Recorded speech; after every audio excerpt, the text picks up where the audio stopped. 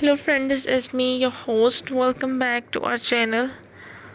I hope you all are well and doing great. So today I am back with another video to give a review on another book, which is The Theory of Everything Else. This by Dan Schreiber, a voyage into the world of the weird.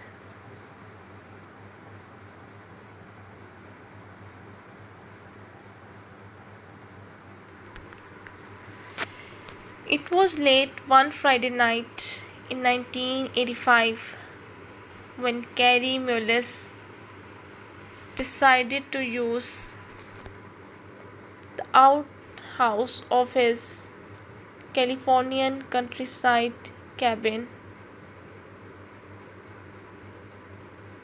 before retiring to bed.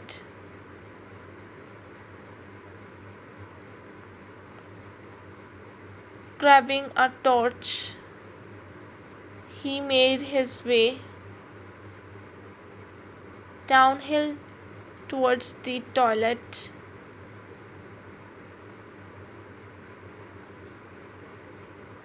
which stood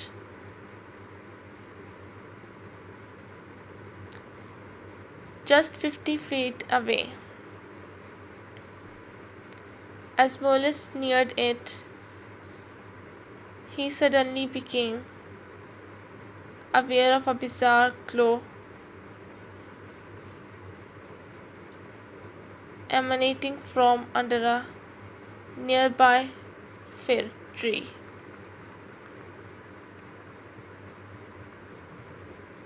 Focusing his flashlight in its direction, Mullis discovered the source. It was a glowing raccoon.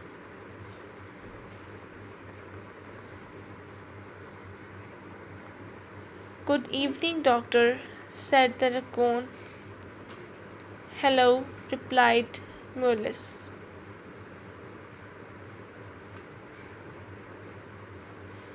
"Though you probably don't recognize the name, Gary Mullis has played an important role in your life over the last few years.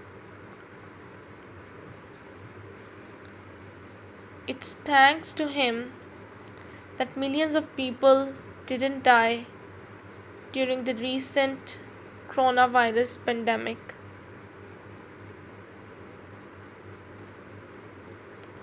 The man who found himself in conversation with an English-speaking phosphorescent raccoon was also the 1993 co-recipient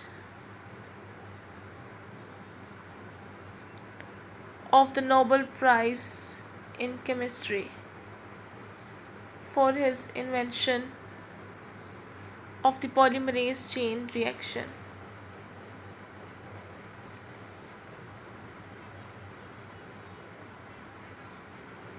That's right, folks. Mullis is the reason we have the humble PCR test.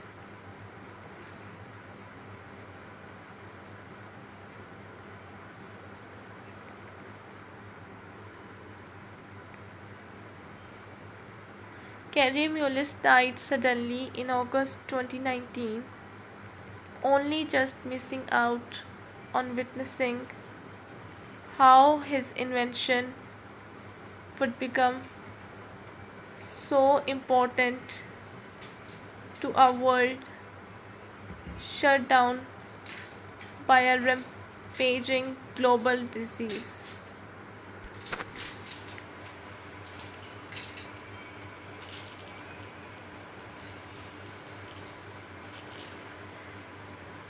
He also never met the talking alien raccoon again.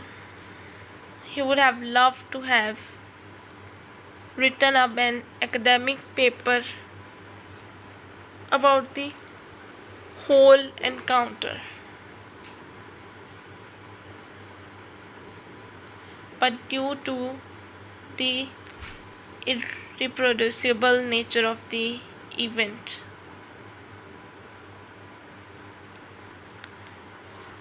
he was never able to. I can't make glowing raccoons appear.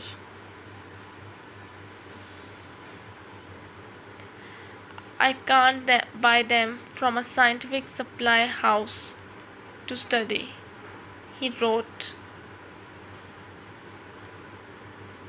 But he never stopped believing that something inexplicable had happened to him that night.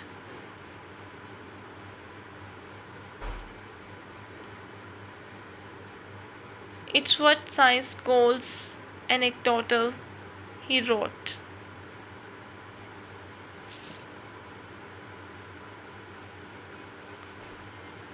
Because it only happened in a way that you can't reproduce.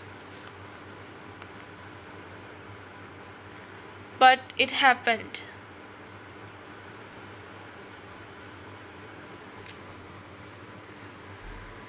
The album contains a collection of classical pieces by a number of different composers, including 8 works,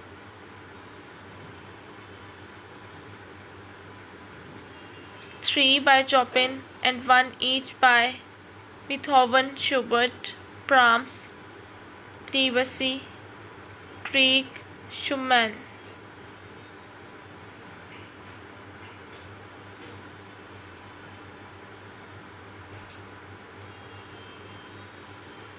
What makes this album special is that each of the pieces is unique in that none of them appear in any other catalogues of published works by these composers.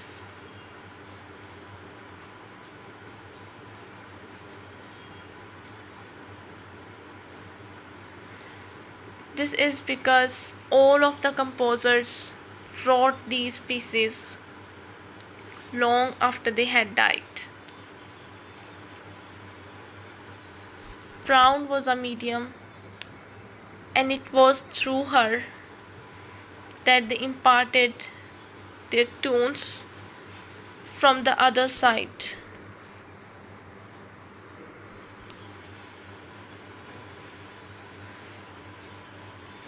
The album is really nice. By the way, although you do wonder whether some of the composers were taking a bit too much inspiration from the music of the 1960s.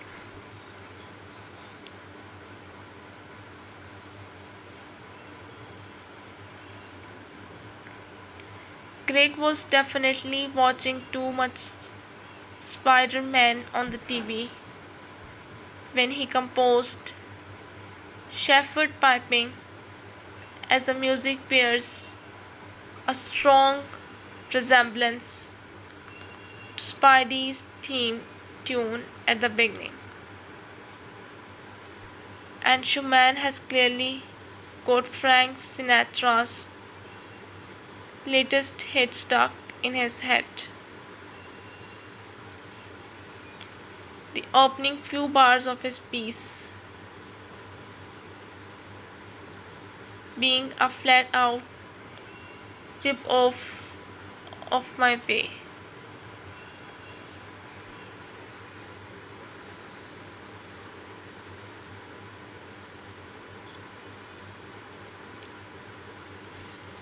It's past time at the Schreiber house, and I have just introduced a new rubber Titanic bath,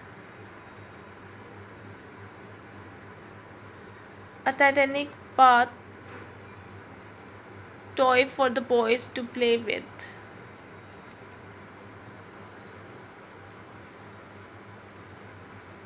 After a quick ship launching ceremony, we pop it onto the water's surface and all watch as it immediately flips over.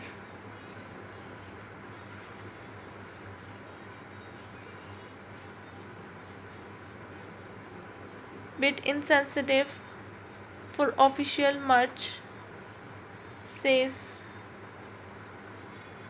Finella.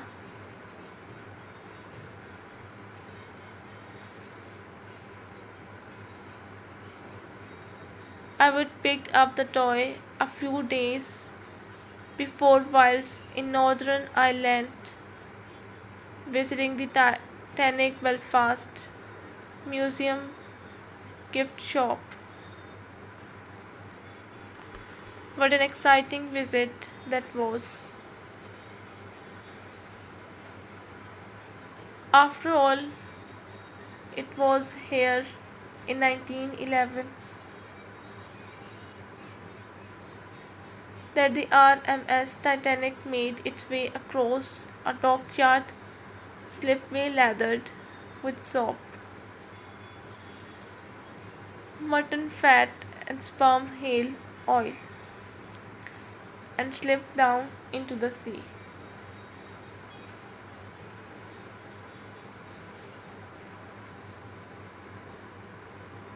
Titanic Belfast is a smart-looking building designed specifically to house the museum, which you can tell by the architecture.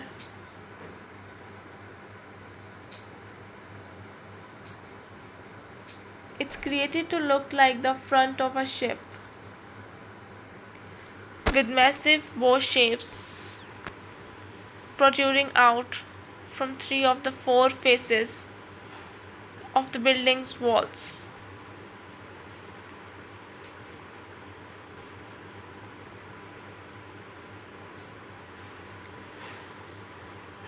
Most other Titanic museums around the world are less classy,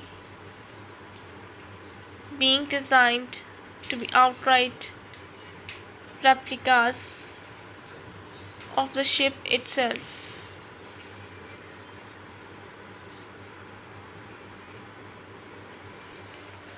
There is the one in Pigeon Forge, Tennessee, which looks exactly like the Titanic, but built to half the size of the original.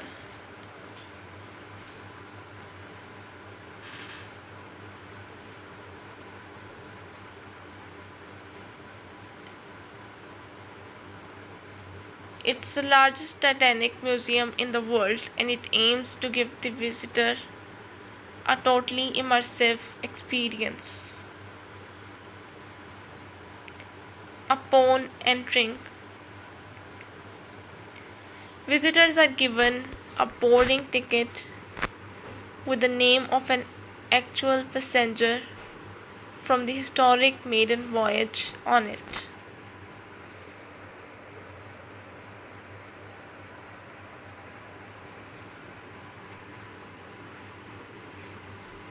At the end of the trip, they are told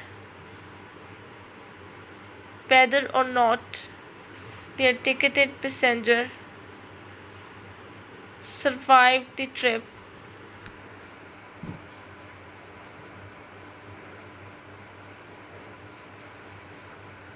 Unfortunately, sometimes the immersive side of things gets a bit too real.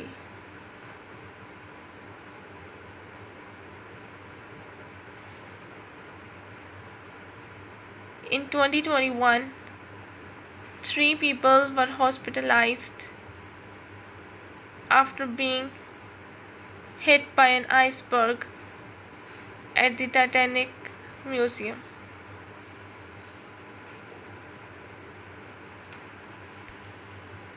Where is the Titanic? In 1980, the first major scientific expedition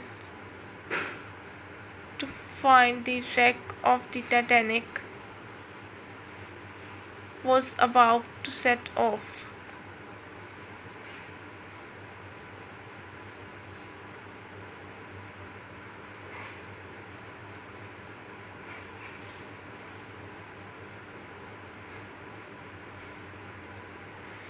Led and partially funded by multi-millionaire oil tycoon Jack Grimm, the exploration of the world's top ocean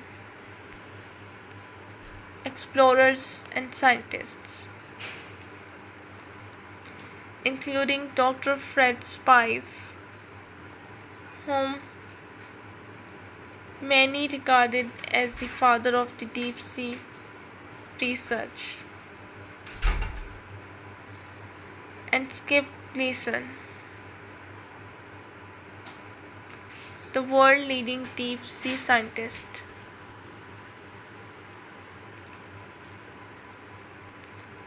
For the trip, Grimm had secured a ship, the latest radar technology, and the funds for the search.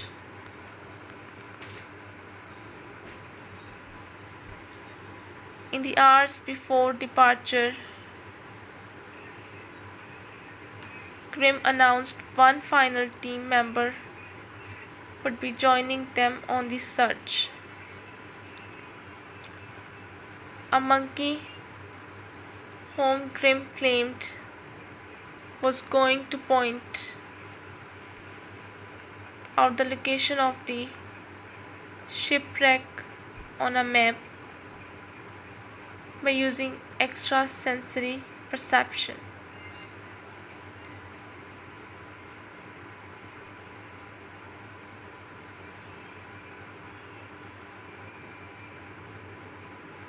Spies and Gleason were horrified. It was an insane idea, and the one that would undermine both the seriousness of the expedition and their own reputations.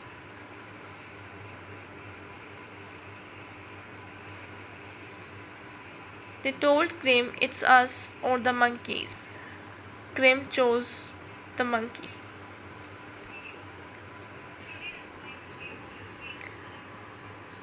"Okay, here we go," says Fenella.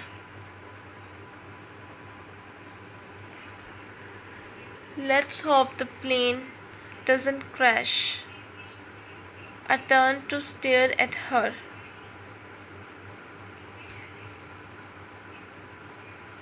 "Are you? We are on the runway at Heathrow Airport, about to take off on a Qantas flight bound for Sydney, Australia." "Why would you say that?" I whisper angrily. I'm a huge nervous flyer, and yes, even though I know her words won't actually have any effect on the flight, I still find myself, against my better judgment,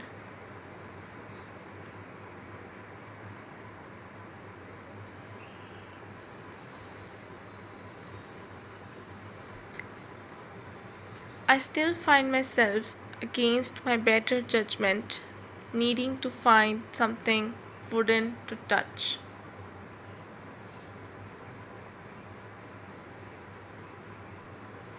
I quickly think of the comedian Tim mentioned to calm my anxiety. Years ago, Tim was a guest on the BBC Radio 4 show I used to make called the Museum of Curiosity.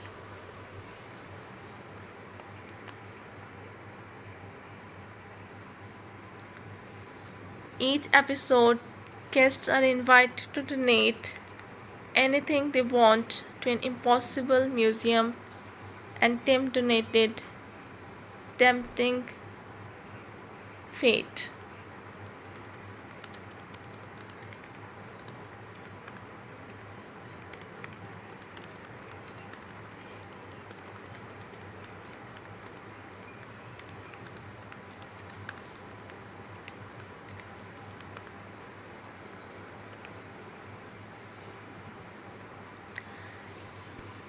You think your words are going to somehow rewire the plane, cause a malfunction so that it crashes. I remember him saying it was such a good point, but ironically, a point that no one got to hear, as the BBC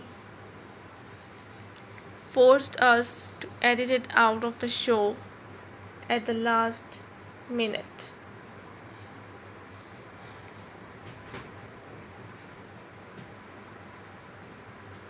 Because a commercial airline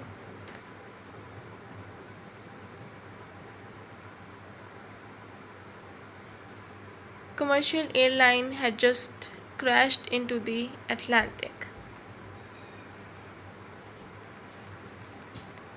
My nervousness is so great on flights that I once stopped reading a biography of Buddy Holly after hitting a particularly nasty patch of turbulence, thinking it might help. What was I expecting?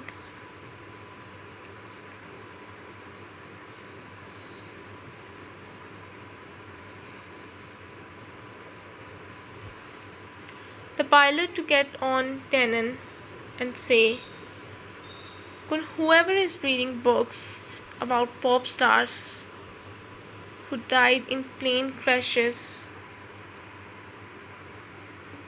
back there please cut it out?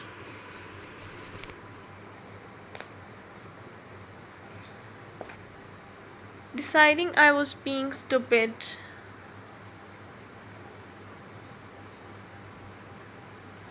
I apologized to Fenella, and in an attempt to show how comfortable I was, I told her about a recent discovery. I hope we are not on a cursed plane. Did you know some people think those exist? Silence. Why the fuck would you tell me that? She finally says.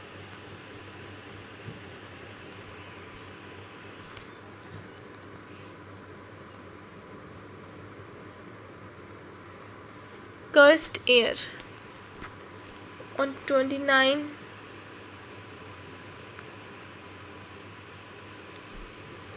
On 29 December 1972, Eastern Airlines Flight 401 was making its way from New York to Miami when, quite out of the blue, the plane crashed into the Florida Everglades.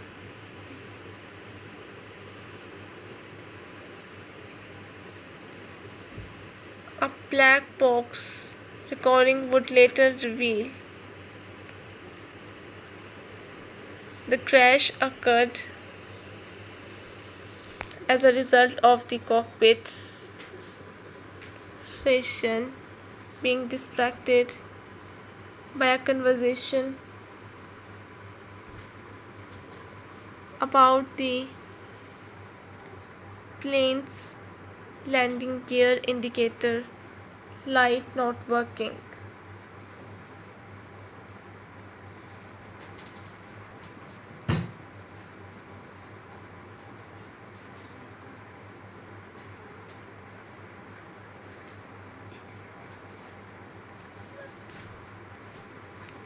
While they were discussing the issue, power of the autopilot disconnected and the plane slowly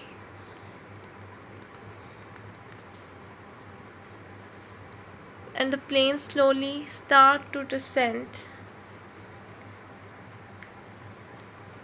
By the time the pilot, Captain Bob left, realized what was happening, it was too late.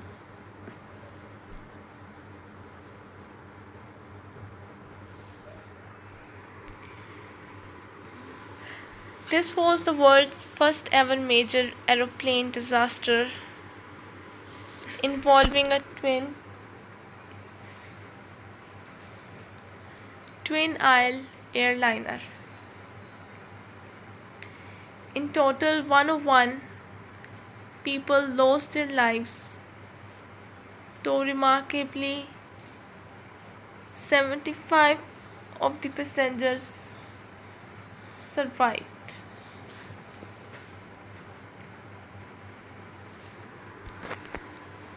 Largely thanks to the fact that the plane had crash landed in a swamp.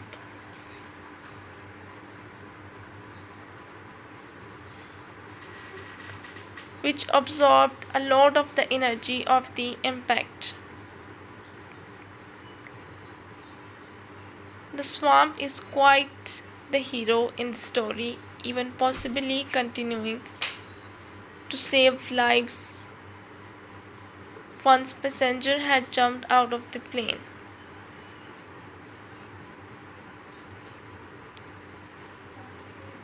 By coating their injuries in mud, which may have helped stop many from bleeding to death.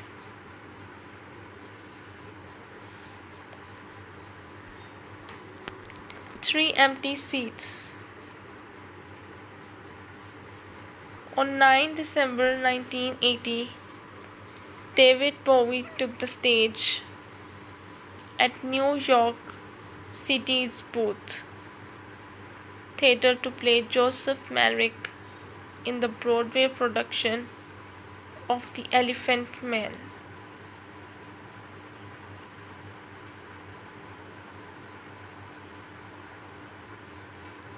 That night, as he stood on stage, looking out at the audience,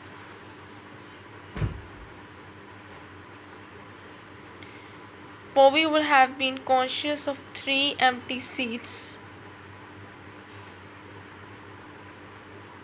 in the front row. It was to be an incredibly emotional show for Bowie.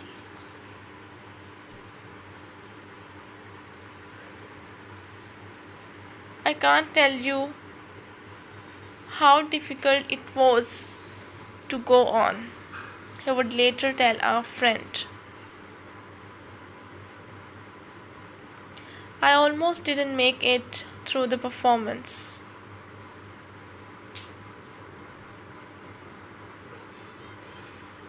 At approximately 10:30 p.m. the night before, and just a 30-minute walk up the road from the theatre.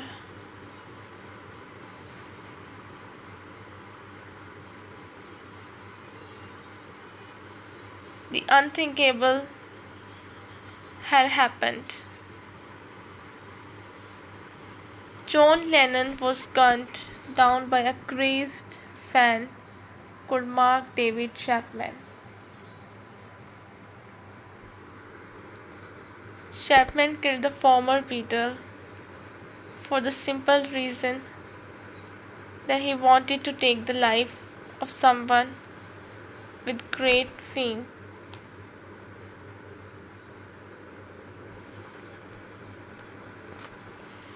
Fame, the word that, ironically, united Bowie and Lennon.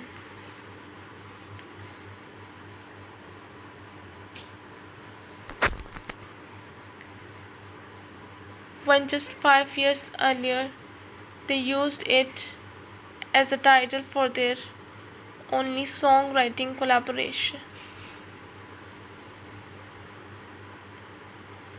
which would go on to become Bowie's first number one hit single in the States.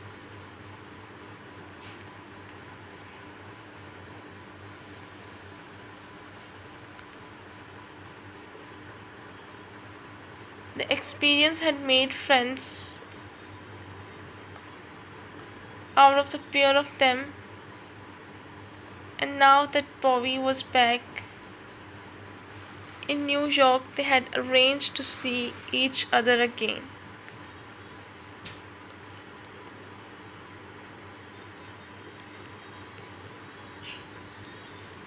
That night, in fact, two of these empty front row seats were meant for John Lennon and Yoko Ono. The third empty seat was for Mark David Chapman.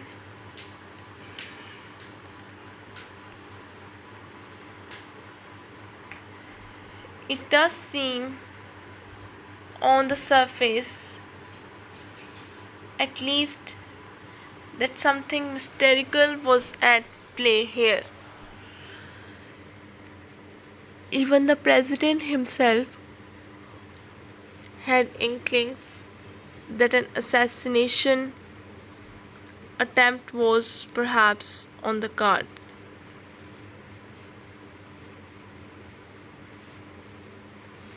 Just a month earlier, Reagan had visited the Ford Theater in Washington, D.C. with his wife Nancy.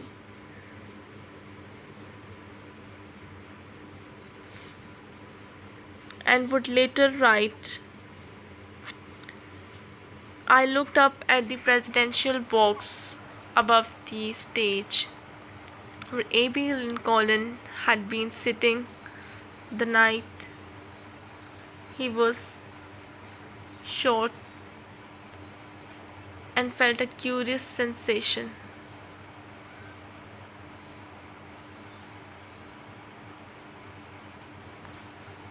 I thought that even with all the secret service protection we now had,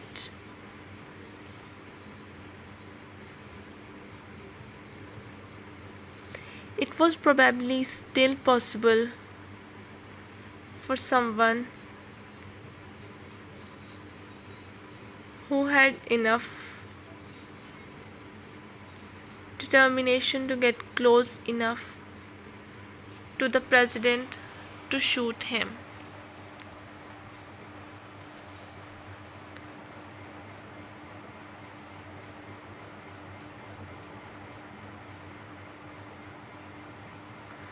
Parr wasn't the only person who believed he was supposed to save Reagan's life that day. Eddie Murphy isn't the only star to have had predictions to influence his career.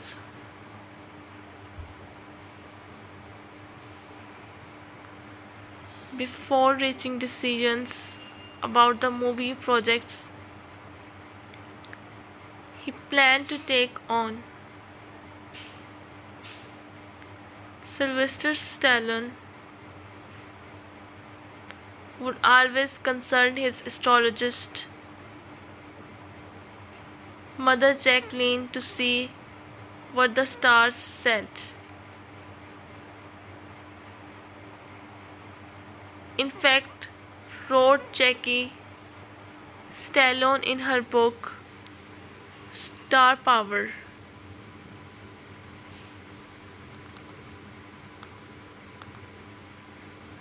an astrological guide to super success.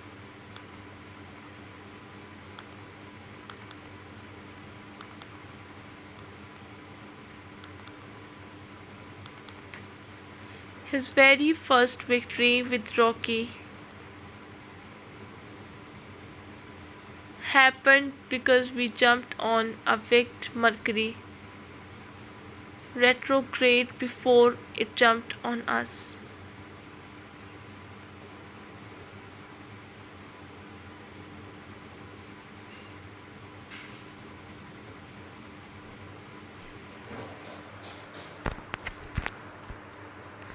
Jackie Stallone was a formidable woman, and I would have loved to have met her.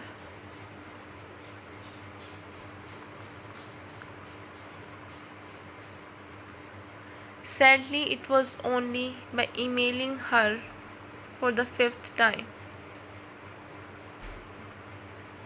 asking her to take a look at photos of my bottom, that I learned the news that she had passed away in the late 2020.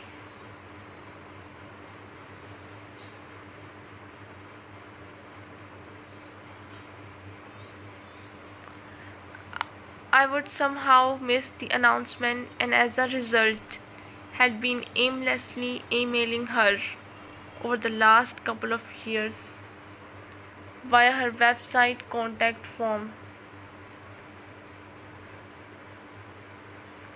in the hope that she might eventually pick up one of my letters.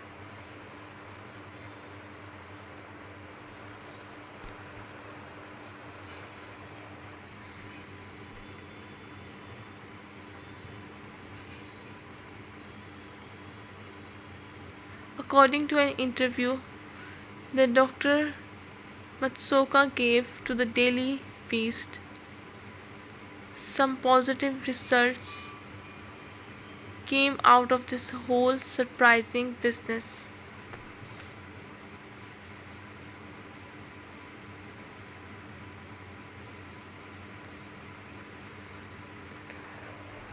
One woman who had her marriage line extended.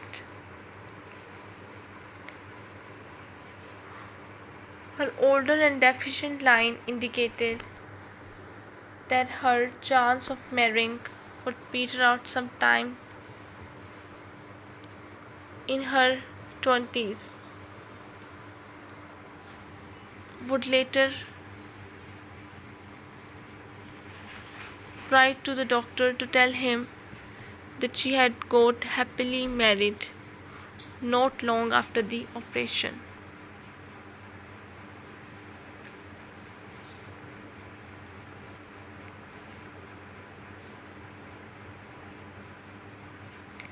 Other patients wrote in to say that they had won the lottery post surgery.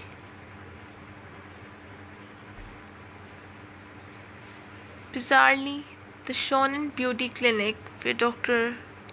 Masoka works no longer advertises the treatment because there were too much demand.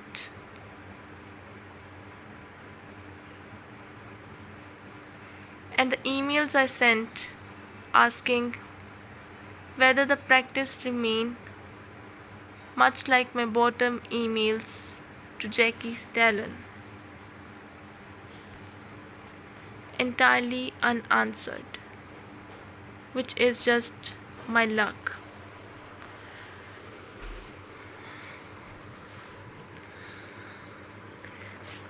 Sly Stallone is also a believer in reincarnation and can remember 4 different past lives.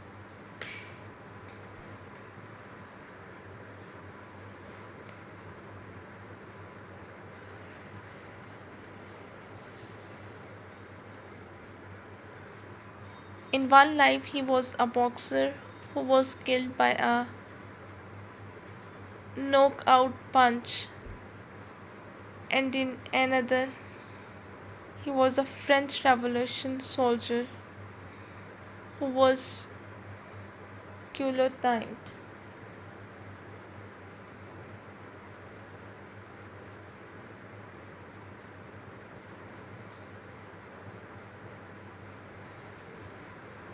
He has also speculated that he may have once been a Guatemalan monkey.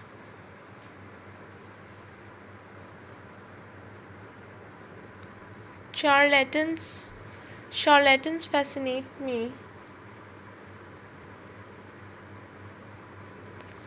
though mostly incredibly dangerous characters.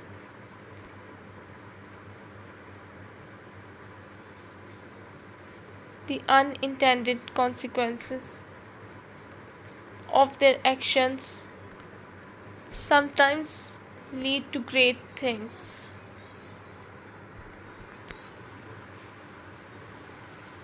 for which they are often never given credit.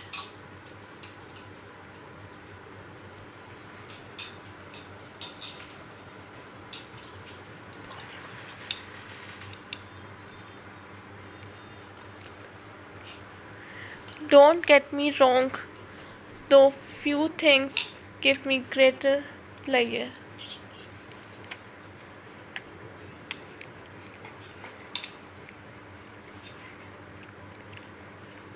than seeing a charlatan exposed like the English oculist and high priest of Vika Alex Sanders. The self-styled king of the witches, no less, and also known as Verbius.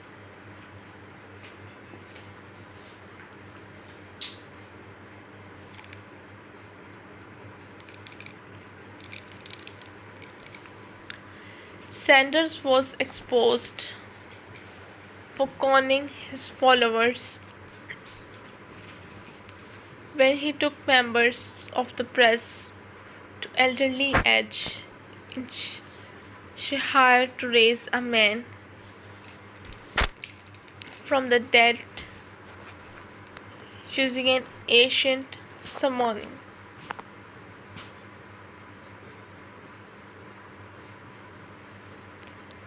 The successful stunt propelled Sanders to fame.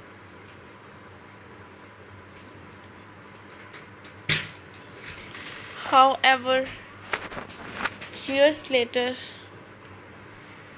his ex-wife revealed that not only did he not resurrect the man,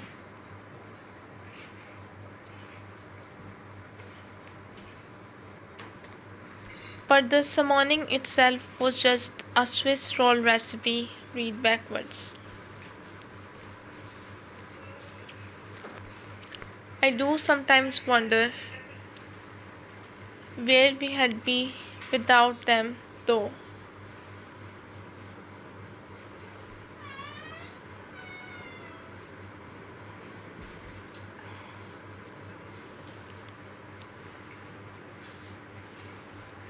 Take Tuesday Lobsang Grandpa, who has been called the greatest hoaxer that the field of Tibetan studies has ever known.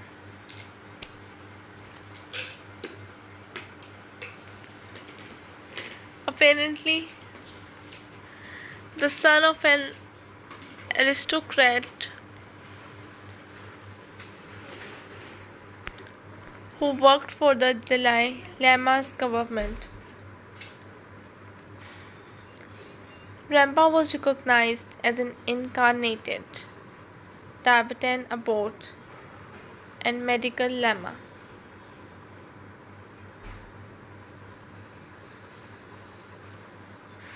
He grew up in Lhasa, where he was looked after by old Zhu, a 7-foot tall retired monk policeman,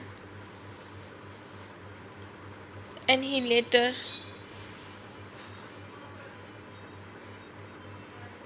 authored many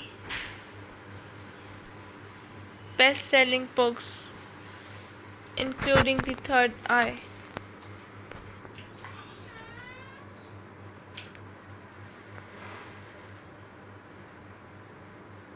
which sold 500,000 copies, and Living with the Llama, which was dictated to him by his cat, Mrs. Phoebe Whiskers. Everything Dr. Rampa wrote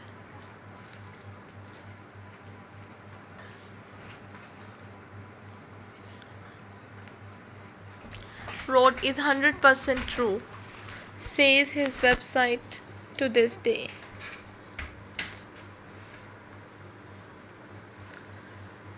However, Heinrich Herrer, the legendary Austrian mountaineer, former Waffen SS soldier, ice rink builder to the Dalai Lama, and author of 7 Years in Tibet, didn't agree and took it upon himself to out Rampa as a fraudster.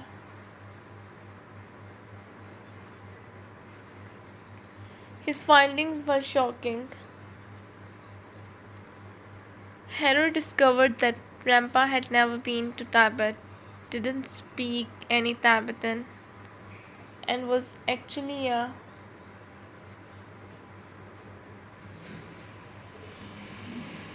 plumber from Plimpton, Devon, whose real name was Cyril Henry Hoskin. We can be weirdos. I know you are not supposed to have a favorite pandemic fact.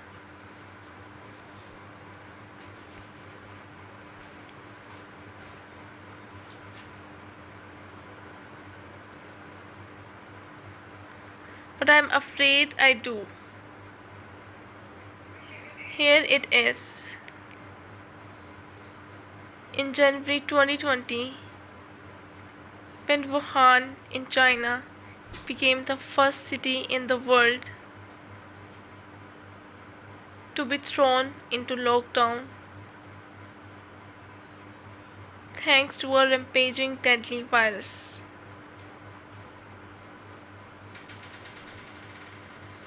One of the few Brits who found themselves suddenly stranded in the city was a Mr. Bean impersonator.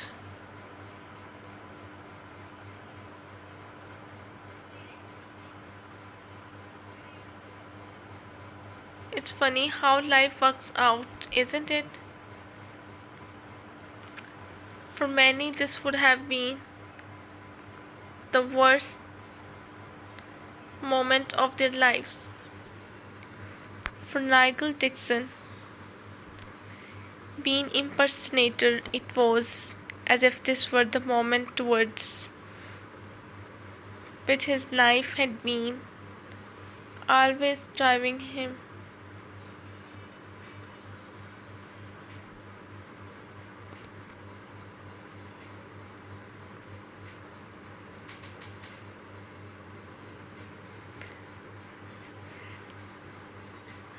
Dixon was in Wuhan on a sightseeing trip, visiting friends at the time the pandemic broke out, and not having been told that there were planes ferrying foreigners out of the city. He became stuck there.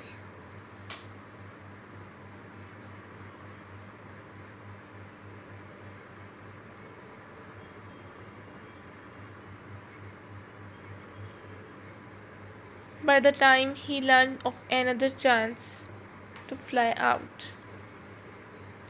However,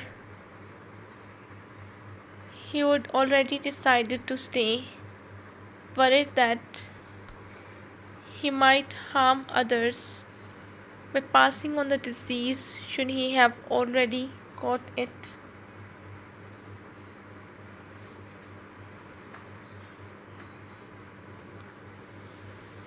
Dixon had been working as a professional Mr. Bean look-alike since he was 30 years old, playing the hapless character at birthday parties and corporate events.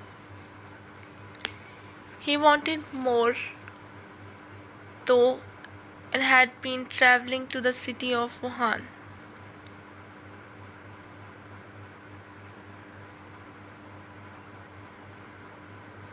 In the home that the Chinese people's love for Mr. Bean might give him his own lucky break.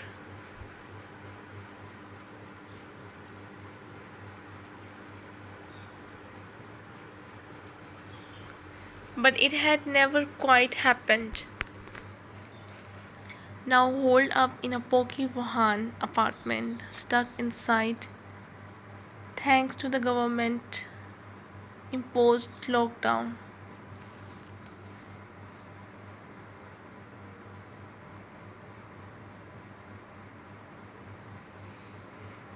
Dixon started making videos for various Chinese online platforms as a character called Mr. P, whose, let's be fair, dresses like Mr. Bean, speaks like Mr. Bean, and has a teddy exactly like Mr. Bean, and so should really be called Mr. Bean.